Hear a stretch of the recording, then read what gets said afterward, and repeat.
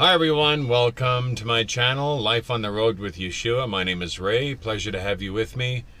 If this is your first time to the channel, I share my experiences with life on the road as a rookie trucker, plus what the Lord Yeshua is doing in my life. Right now I'm in Edmonton, drove up here last night, started yesterday at about 8:30 in the morning and made it here at about 10 o'clock, which is pretty good timing.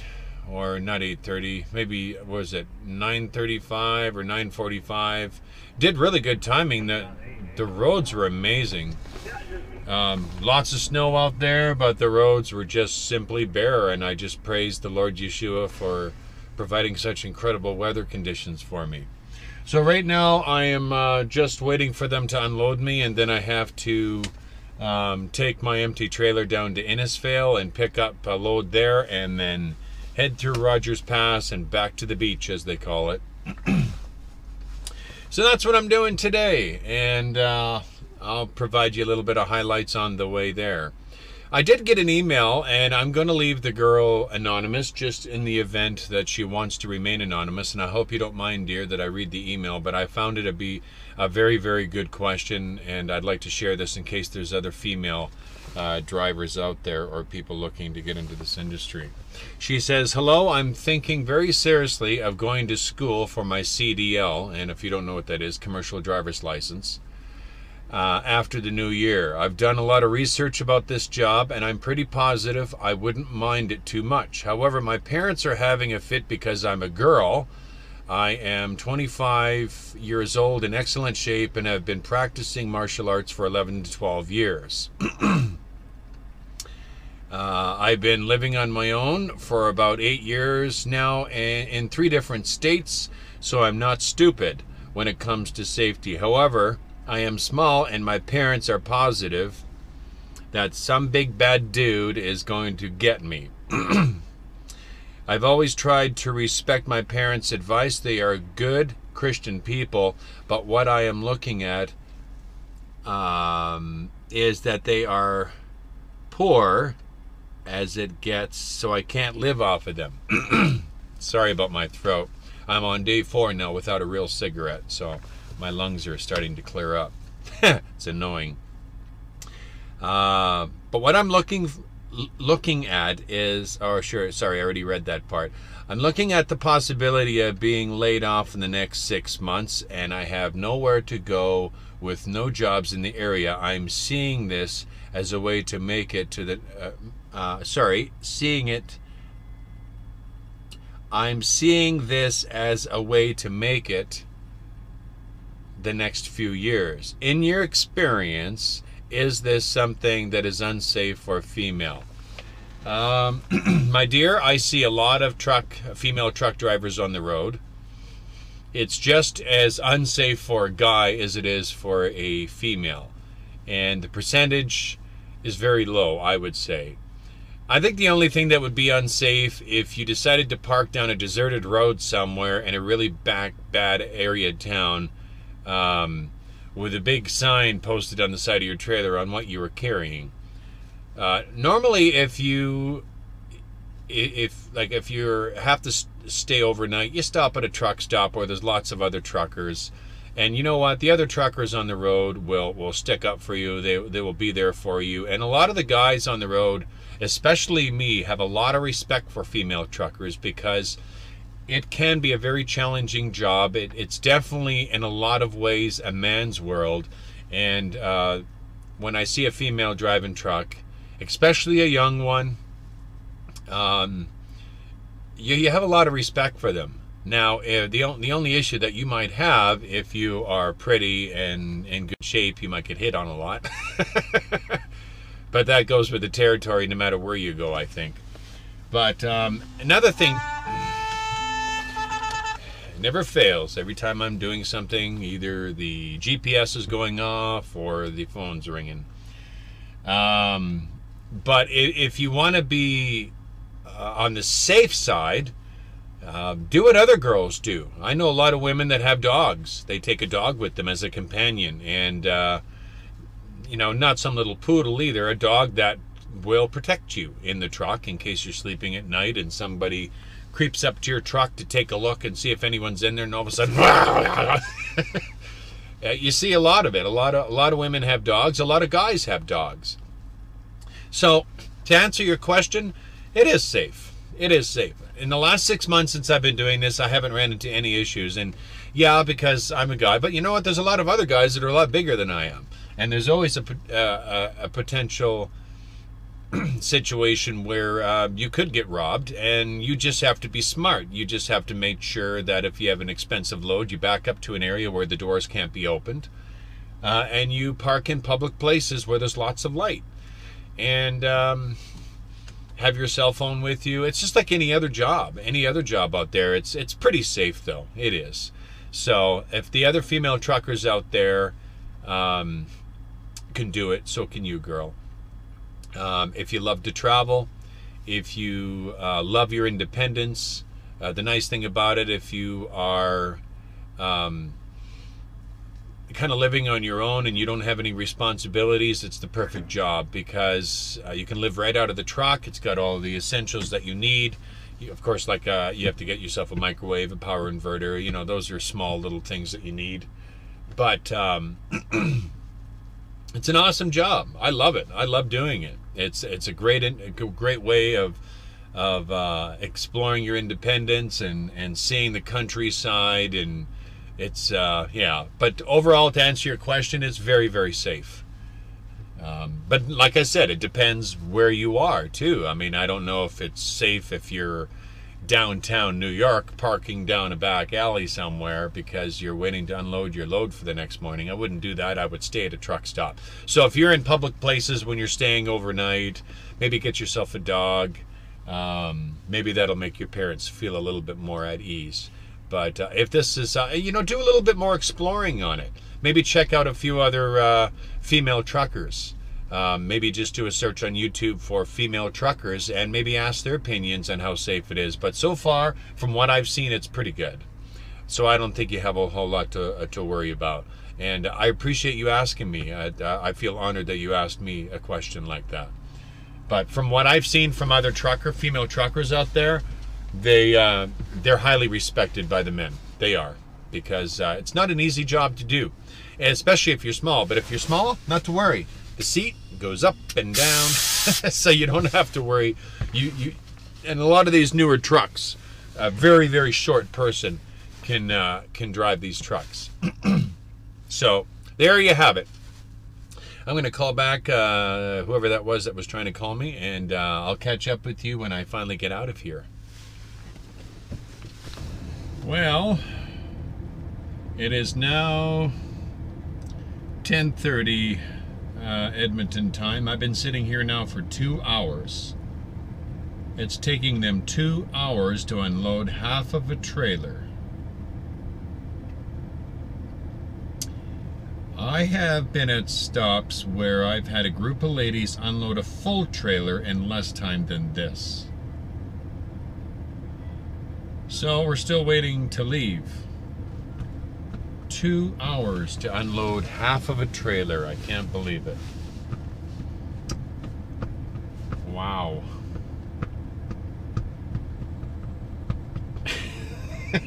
I don't know what to say about this. I could have unloaded it faster myself. They must have one guy doing it with a dolly.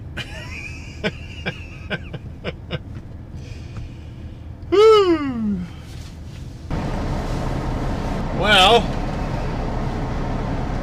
I got a little impatient, so I went in there and asked him how much longer is it going to be, and the guy's been finished with my trailer for the last 10 minutes, and he's already working on the next one. But of course he doesn't bother to come out and tell me I'm done so I can leave. So I don't know. Some of these places can be a little challenging. Most places are pretty good. I wouldn't say that for this place. So I can go, finally. So off to Innisfail I go. That's about close to a 2-hour drive south of Edmonton. Worst part about it is they don't even have a bathroom here. So you get here and you got to use the bathroom. And then you go in there and say, do you have a bathroom I can use? Nope. And of course I want to be sarcastic and say, oh, okay, so do you pee outside? And, you know, isn't that a little disgusting to be pooping outside in the snow? But I probably wouldn't be allowed back here again if I did that, so. Especially when they know the drivers are going to be sitting here for 2 hours while they unload. You think they would at least have a bathroom for you, or put an outhouse outside or something. Anyway, I don't care. I'm happy now. I get to leave.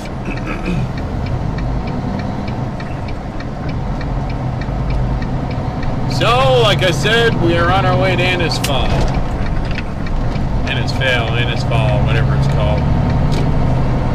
And the roads look pretty good. I looked at the road conditions and I looked at the weather report going through the pass and everything. Everything seems to look pretty good, but that can change fast too. You just never know.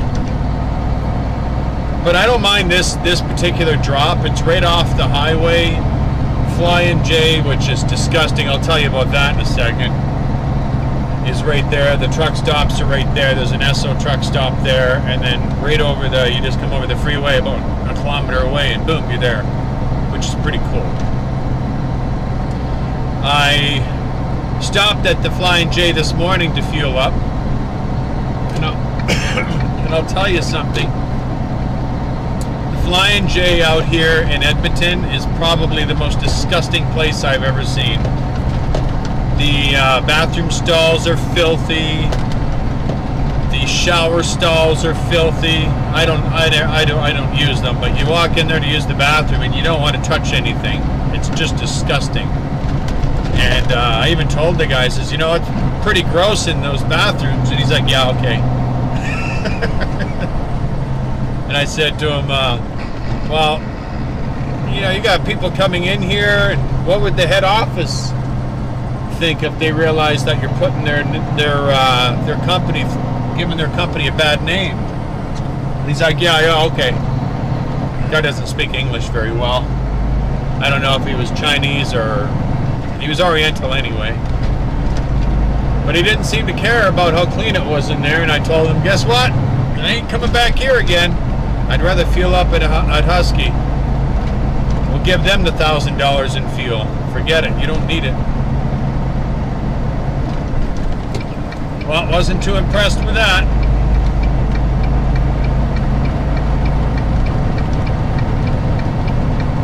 So we're on our way to Innisfail, or Innisfail, whatever you want to call it.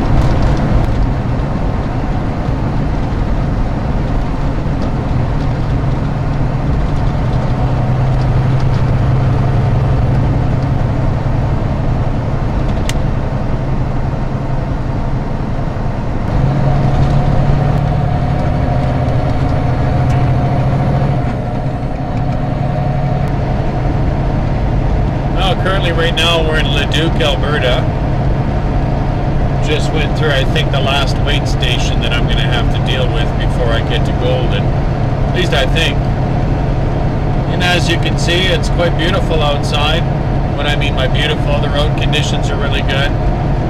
And it's not snowing, it's not raining, the road is nice and dry. So, not bad weather conditions. You got a lot of snow out here, though, that's for sure. But I guess that's kind of normal for Alberta. Plenty of snow.